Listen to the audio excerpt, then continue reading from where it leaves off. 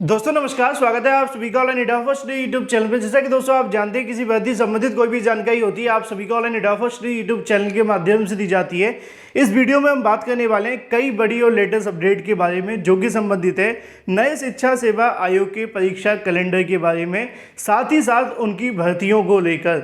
जैसे कि अगर बात की जाए 97,000 प्राइमरी शिक्षक भर्ती के बारे में, टीजीटी पीजीटी यूपी टीईटी, साथ ही साथ अगर बात की जाए एलटी गेट शिक्षक भर्ती के लिए, एक एक करके सारी जानकारी हम कवर करेंगे। तो वीडियो को लाइक कर दें और शेयर कर दें, चैनल को सब्सक्राइब करके बेल आइकन को दबा लें, जिससे कि आपको रियल ऑथेंटिक जानकारी online data first YouTube channel के माध्यम से मिलती रहे। तो चलिए दोस्तों वीडियो शुरू करते हैं।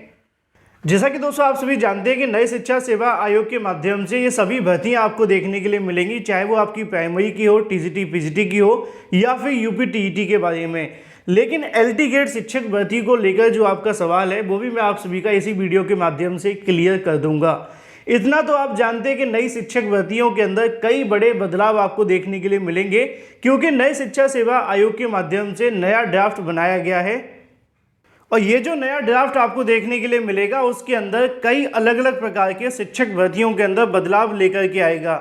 हालांकि बदलाव को लेकर मैंने वीडियो आप सभी के लिए पहले बना दी है, जिन्होंने नहीं देखा है वो अवश्य देख सकते हैं। लेकिन अगर बात की जाए कुछ और बदलावों के बारे में जो कि आप सभी को शिक्षक भर्तियों के अंदर देखने के लिए मिलेंगे, जैसे कि हम बात करते हैं शिक्षक भर्ती के बारे में कि विज्ञापन जारी करवाने के लिए अभ्यर्थी धरना प्रदर्शन करते हैं, फिर विज्ञापन जारी के बाद आवेदन को लेकर अभ्यर्थी धरना प्रदर्शन करते हैं, फिर बाद में अगर बात की जाए एग्जाम को लेकर उसके लिए भी छात्रों के माध्यम से लगातार प्रदर्शन की जाती है, मांग की जाती है, तब जाकर आपकी कहीं ना कहीं परीक्षा होती है, फिर उसके बाद रिजल्ट, फिर उसके बाद आंसर की और फिर नौकरी। अब तक यही होता आया है जब भी आपकी परीक्षा, चाहे वो चयन बोर्ड के माध्यम से हुई है या फिर परीक्षा नियामक प्राधिकारी पीएनबी के माध्यम से हुई है। लेकिन नए शिक्षा सेवा आयोग के आ जाने से ये प्रक्रिया पूरे तरीके से बदल जाएंगी। जैसे कि अगर बात की जाए भर्तियों के विज्ञापन के बारे में या फिर उसकी परीक्षा को लेकर, और इसकी जानकारी मिली है तमाम और भी अधिकारियों के माध्यम से। जैसा कि आपको याद होगा कि हाल ही में सरकार के माध्यम से 12 सदस्यीय कमेटी का गठन किया गया था। इस कमेटी के अंदर पीएनबी सचिव, इसके अलावा बेसिक के गणेश कुमार जी यहाँ पे शामिल किए गए थे, साथ ही साथ टीजीटी पीजीटी के नवल किशोर जी शामिल थे। जब यहाँ पे अगर बात की जाए गणेश कुमार जी से इस संबंध में जानकारी लेने का प्रयास किया गया कि वर्तमान में जो आयोग शिक्षक भर्तियों को अलग अलग माध्यम से नहीं करवा पाते हैं, तो सरकार नए शिक्षा सेवा आयोग के माध्यम से इन तमाम भर्तियों को एक साथ कैसे करवा पाएगी।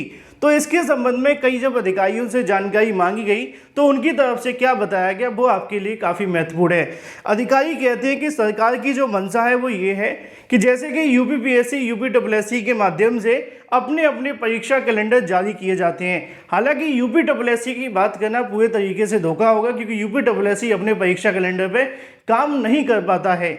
लेकिन एग्जाम्पल के तौर पे उन्होंने समझाया कि यूपीपीएससी या फिर एसएससी के माध्यम से जो परीक्षा कैलेंडर जारी किए जाते हैं, जिसके अंदर उनके माध्यम से पहले से ही बता दिया जाता है कि इन भर्तियों के जो विज्ञापन है वो जारी किए जाएंगे।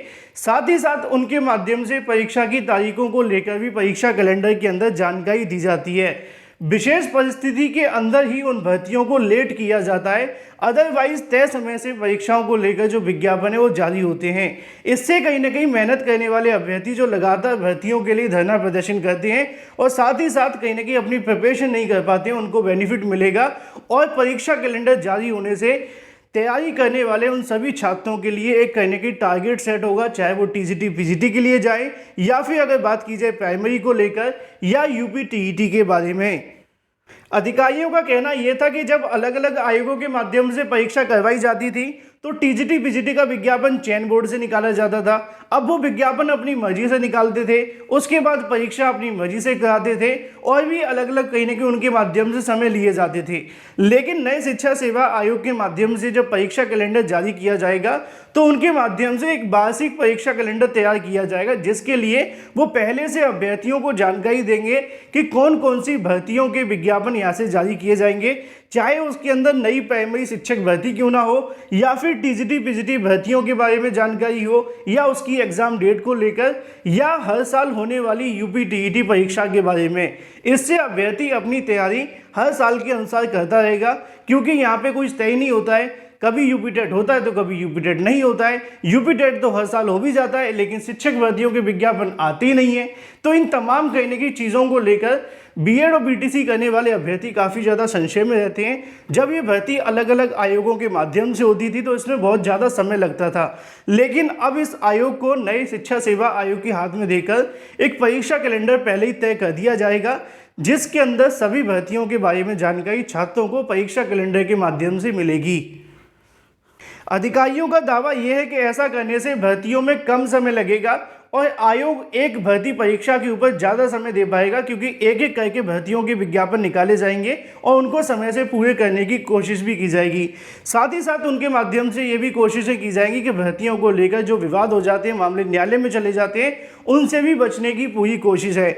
जैसे ही नई शिक्षा सेवा आयोग का गठन होता है उसके बाद में एक परीक्षा कैलेंडर उनके माध्यम से तैयार किया जाएगा, जिसमें प्राइमरी से लेकर टीजीटी, पीजीटी या फिर यूपी टीईटी या इसके अलावा तमाम उन शिक्षक भर्तियों के बारे में विचार किया जाएगा और जिन जिन भर्तियों को लेकर अध्याचन मिलेंगे उस अध्याचनों के आधार पर शिक्षक भर्तियों के विज्ञापन नए शिक्षा सेवा आयोग के माध्यम से निकाले जाएंगे।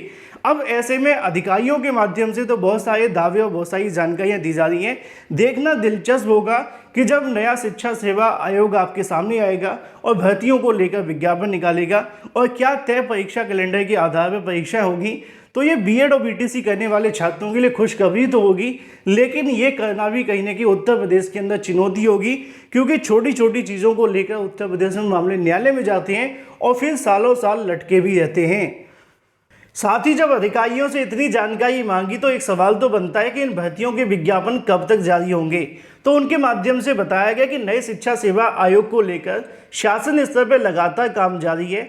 जो ड्राफ्ट बनाया गया था वो तैयार हो चुका है, पहले सरकार के सामने पेश किया जाएगा, फिर जब सरकार शासन इसको मंजूरी दे देता है तो उसके बाद में अगला प्रोसेस शुरू होगा, जहां पे आयोग के सदस्यों, इसके अलावा अध्यक्ष का चयन होगा, फिर उनकी नियुक्ति होगी। उसके बाद आयोग के अंदर जब सदस्य पहुंचेंगे, अध्यक्ष पहुंचेंगे, फिर उसके बाद में भर्तियों को लेकर काम शुरू होगा।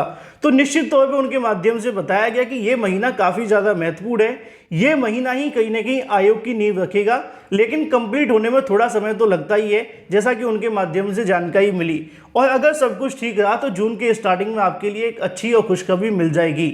फिर उनके माध्यम से भर्तियों को लेकर काम शुरू होगा।